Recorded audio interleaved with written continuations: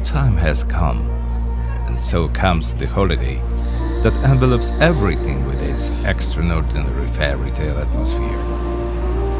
When we are mentally exhausted at the end of the year, it gives us strength and energy. It provides us with the hope we need. It has been growing its tradition and symbols for hundreds of years. For example, the Christmas tree in Old Town Square appeared only in 1925. May Christian believers forgive me. This holiday has long outgrown its religious significance, I think. I have been walking along the Christmas streets of Prague for many years and watching the faces of tourists. I see people of different nationalities and different religions, and how they are equally happy, how their eyes are burning with happiness.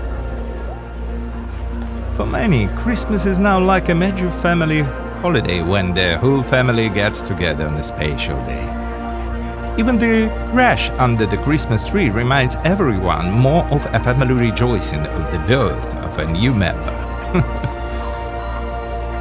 This holiday is probably the best thing that mankind has invented, because it fills with beauty and love for everyone.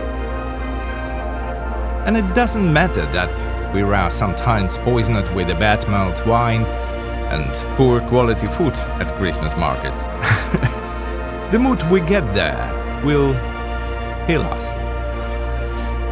Christmas is our connector with our childhood, when we all felt safe and secure under the care of our parents and look forward to this day, to presents and meeting the family.